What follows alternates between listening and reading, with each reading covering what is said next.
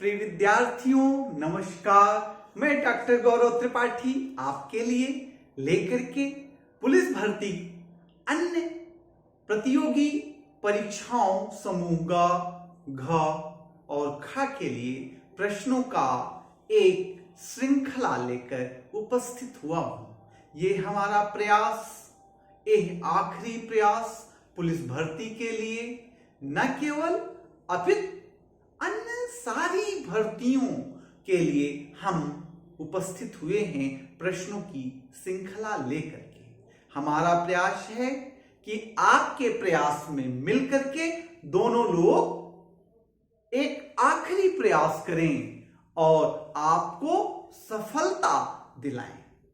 ना इधर ना उधर, सटीक प्रयास पुलिस भर्ती पर। हम पुलिस भर्ती की दृष्टि से महत्वपूर्ण प्रश्न लेकर के उपस्थित हुए हैं और हम आपसे वादा करते हैं कि हमारे इस प्रश्न सीरीज से, जो प्रयास नाम का हम सीरीज चला रहे हैं, इससे आपको सफलता प्राप्त करने में उचित सहायता अवश्य मिलेगी। आइए हम देखते हैं। शैव संप्रदाय जो भगवान शंकर से संबंधित है, तो आपसे प्रश्न पूछ सकता है कि शैव संप्रदाय शैव संप्रदाय का संबंध किससे है? शिव से है, विष्णु से है, कृष्ण से है या अन्य किसी से है? जैन से है, बुद्ध से है? तो आपका उत्तर होना चाहिए शैव संप्रदाय का संबंध शिव से है। किससे है शैव संप्रदाय का संबंध? शिव से। दूसरा, शिवलिंग की उपासना का साक्ष्य किस खुदाई में मिलता है? किस सभ्यता में मिलता है? किसकी उपासना का? शिवलिंग। शिवलिंग की उपासना का साक्ष्य हड़प्पा में मिलता है। शिवलिंग के उपासना का साक्ष्य हड़प्पा सभ्यता में मिलता है। किस सभ्यता में शिवलिंग का मिलता है? हड़प्पा सभ्यता। हड़प्पा किसका है? सिंधु सभ्यता का है। और ऋग्वेद में शिव को रुद्र के नाम से कहा गया है। ऋग्वेद में शिव को रुद्र के नाम से चर्चा की गई है। आपसे पूछ सकता है कि ऋग्वेद में शिव को किस नाम से वर्णन किया गया? तो आपका उत्तर होगा रुद्र के नाम से। ऋग्वेद में शिव को रुद्र नाम से। जो ये शैव संप्रदाय है, इसको 4 संख्या है। शैव संप्रदाय की संख्या कितनी है? तो उत्तर होगा 4। कितनी है उत्तर? उत्तर होगा 4। कौन कौन? शैव संप्रदाय में एक संप्रदाय है पाशुपत। कौन सा संप्रदाय है? पाशुपत शैव संप्रदाय। कौन सा? नंबर 1 पाशुपत शैव संप्रदाय। इसके अनुयायी को कहते हैं पंचारिक। पंचारिक क्या कहते हैं? शैव संप्रदाय का एक भाग है पाशुपत संप्रदाय, जिसके अनुयायी कहलाते हैं पंचारिक। पंचारिक पंचारिक शैव संप्रदाय का एक क्या है? पाशुपत संप्रदाय, जिसके अनुयायी पंचारिक कहलाते हैं। दूसरा है कापालिक। शैव संप्रदाय का दूसरा भाग है कापालिक। दूसरा संप्रदाय कापालिक। इनका इष्ट देव कौन है? भैरव। शैव संप्रदाय की संख्या 4 है। पहले का नाम है पाशुपत। इसके अनुयायी पूछा जा सकता है कौन कहलाता है? तो आपका उत्तर होगा पंचारिक। दूसरा शैव संप्रदाय कौन सा है? कापालिक। कापालिक क्या नाम है? कापालिक। इसके इष्ट देव कौन है? कापालिक के इष्ट देव कौन है? तो उत्तर होगा भैरव। कौन है? भैरव। कौन है? भैरव। शैव संप्रदाय का तीसरा भाग कौन है? कालामुख। क्या नाम है? कालामुख। कालामुख। और चौथा शैव संप्रदाय कौन है? लिंगायत। लिंगायत दक्षिण में पाए जाते हैं और इसके अनुयायी जंगम कहलाते हैं। क्या कहलाते हैं? जंगम। शैव संप्रदाय की संख्या 4 है। नंबर 1 है पाशुपत। क्या नाम है? पाशुपत। जिसके अनुयायी कहलाते हैं पंचारिक। क्या कहलाते हैं? पंचारिक।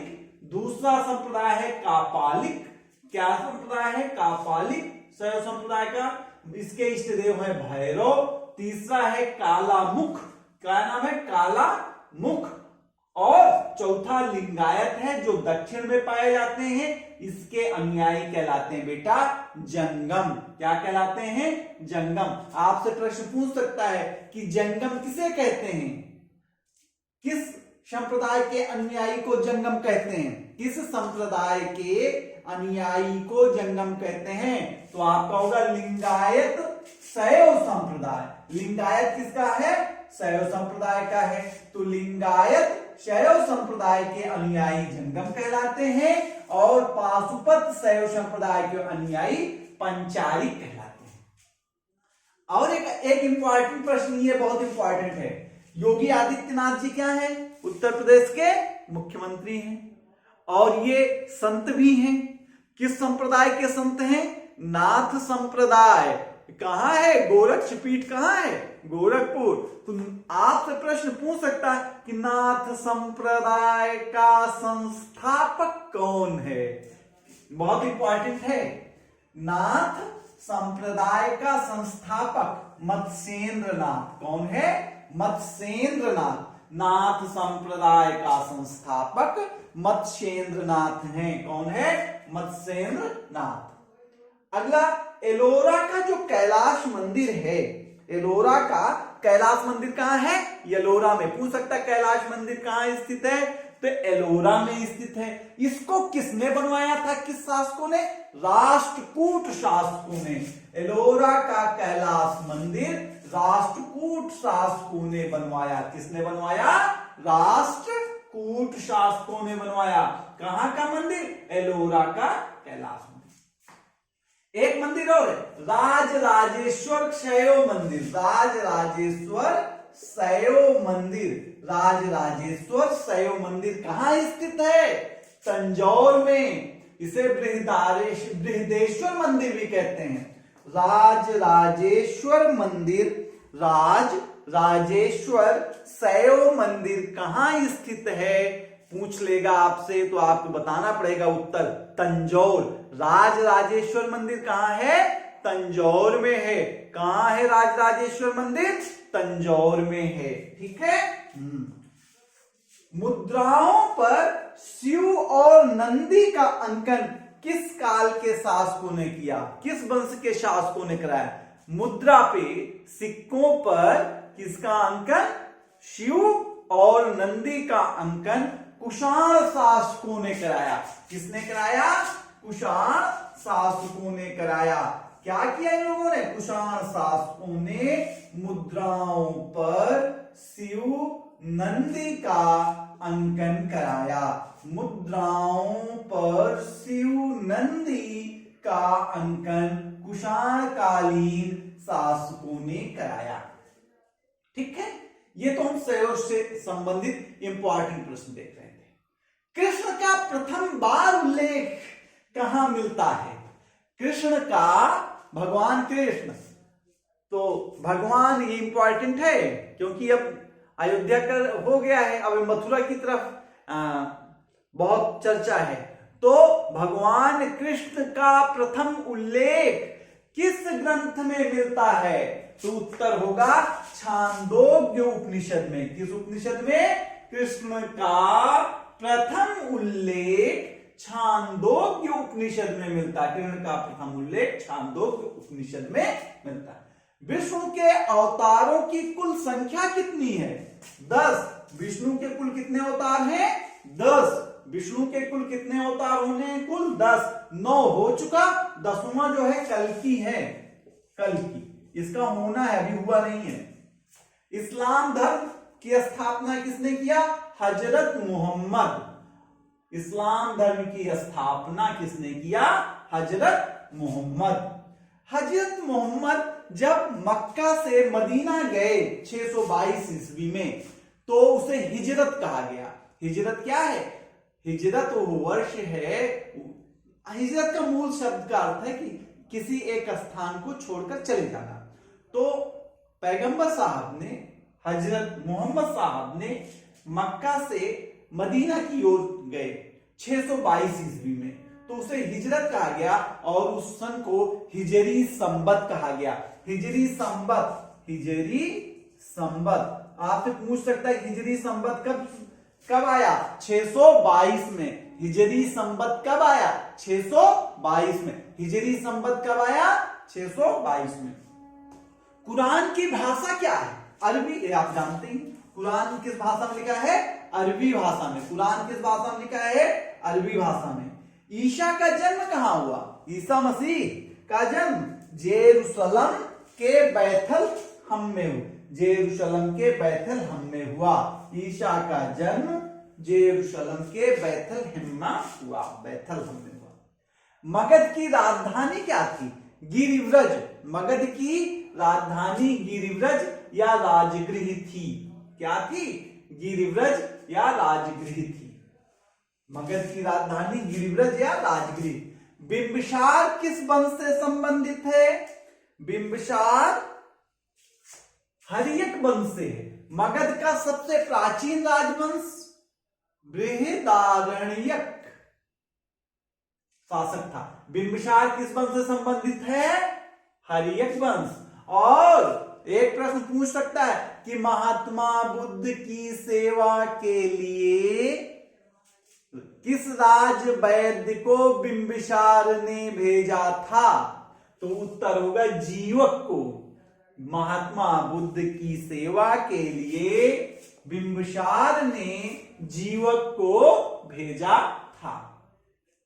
ये जो गिरिव्रज या राजगृह है इसका निर्माण भी बिंबिसार ने करवाया। राजगृह का निर्माण भी बिंबिसार ने कराया, जिसको अपनी राजधानी बनाया था बिंबिसार ने। बिंबिसार की हत्या किसने किया?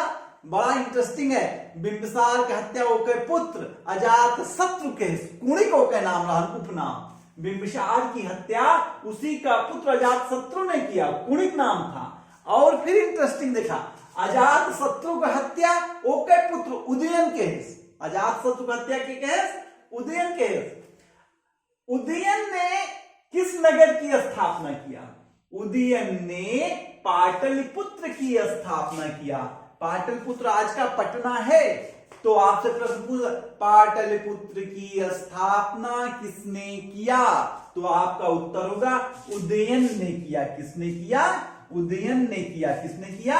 उदयन ने किया। उदयन का पुत्र नागदशक था। यानी हर्यक वंश का अंतिम शासक नागदशक है। हर्यक वंश का अंतिम शासक नागदशक है और इसको अपदस्थ किया शिशुनाग ने। हर्यक वंश के अंतिम शासक नागदशक को गद्दी से शिशुनाग ने उतार करके नागवंश की स्थापना किया और शिशुनाग ने मगध की राजधानी बदल कर दिया और कहां किया? वैशाली। शिशुनाग मगध की राजधानी कहां ले गया? वैशाली। वैशाली। शिशुनाग ने मगध की राजधानी कहां बनाई? वैशाली में बनाई। ठीक है। शिशुनाग का उत्तराधिकारी कौन था? कालाशोक था। शिशुनाग का उत्तराधिकारी कालाशोक था। उसने मगध की राजधानी वैशाली से हटाकर कहां कर दिया? पाटलिपुत्र पुनः ले गया। शिशुनाग जो है इसका उत्तराधिकारी कालाशोक है और ये कालाशोक जो है इसने मगध की राजधानी वैशाली से हटा दिया, जो कि शिशुनाग वैशाली ले गया था राजधानी को, तो वहां से हटा करके कहां पहुंचा दिया? पुनः पाटलिपुत्र ले गया। कहां? वैशाली से हटा के पाटलिपुत्र ले गया। नंद वंश का संस्थापक कौन है? महापद्म नंद। नंद वंश का संस्थापक कौन है? महापद्म नंद। महापद्म नंद। नंद वंश का संस्थापक कौन है? महापद्म नंद। नंद वंश का अंतिम शासक बताइए। आप बताइए जरा, नंद वंश का अंतिम शासक बताओ जा। घनानंद के घनानंद। नंद वंश का अंतिम शासक के नाम घनानंद। सिकंदर का गुरु कौन है? अरस्तु। सिकंदर का गुरु कौन? अरस्तु। हाइडेस्पीज का युद्ध किसके किसके बीच हुआ? कौन सा युद्ध? हाइडेस्पीज। हाइडेस्पीज हाइडेस्पीज का युद्ध सिकंदर और पोरस के बीच पंजाब में हुआ। हाइडेस्पीज का युद्ध याद कर लीजिए। हाइडेस्पीज का युद्ध केकरे केकरे बीच भा? सिकंदर और पोरस के बीच भा। कहां भवा? पंजाब में। हाइडेस्पीज का युद्ध सिकंदर और पोरस के बीच हुआ। सिकंदर के जल सेनापति का नाम क्या है? नियारकस। सिकंदर के जल सेनापति का नाम है नियारकस। सिकंदर का जल सेनापति कौन था? नियारकस था। नियारकस कौन था? सिकंदर का जल सेनापति था। मौर्य वंश का संस्थापक कौन है? चंद्रगुप्त मौर्य। चंद्रगुप्त मौर्य कब? 322 ईसा पूर्व में चंद्रगुप्त मौर्य ने किया और 322 ईसा पूर्व में किया। और ये जो चंद्रगुप्त मौर्य था ये जैन धर्मावलंबी था। किस धर्म को मानता था? जैन धर्म को मानता था। और जैन गुरु भद्रबाहु से शिक्षा लिया था। चंद्रगुप्त मौर्य किससे शिक्षा लिया था? जैन धर्म गुरु भद्रबाहु से शिक्षा लिया। और अंतिम समय में कहां जाके अपना बिताया? कर्नाटक के श्रवणबेलगोला में। चंद्रगुप्त मौर्य अपने जीवन का अंतिम समय, चंद्रगुप्त मौर्य अपने जीवन का अंतिम समय कर्नाटक के श्रवणबेलगोला में बिताया। और ये चंद्रगुप्त मौर्य जो था सेल्यूकस निकेटर को हराया था। किसको हराया था? सेल्यूकस निकेटर को हराया। और हरा करके सेल्यूकस निकेटर को इसकी पुत्री से विवाह किया और कुछ प्रांतों को उपहार में प्राप्त किया। तो विद्यार्थियों, हम आपके लिए इसी प्रकार से एक प्रयास, आखिरी प्रयास, संपूर्ण प्रयास जो आपको दिलाए सफलता, पुलिस भर्ती और पेट, टेट, सीटी, क्लैट, साथ ही साथ बैंकिंग सेवाओं में आपको आपकी सीट आरक्षित कराए, आपको आपका मुकाम दिलाए। हम आप आइए कर रहे हैं, करते चलें एक प्रयास। हमारे साथ आप भी करें प्रयास, हम लोग सफल हों अपने प्रयास में। इसलिए हम आपके पास, आपके साथ खड़े हैं एक प्रयास सीरीज के साथ। और आप हमें यूं ही हौसला देते रहिए। हम आपको आपकी मंजिल आपके हाथ में पहुंचाने का प्रयास करेंगे। हाथ में नौकरी, चेहरे पर मुस्कान। हाथ में नौकरी, चेहरे पर मुस्कान, गौरव त्रिपाठी का है आह्वान। यही धन्यवाद, धन्यवाद, धन्यवाद।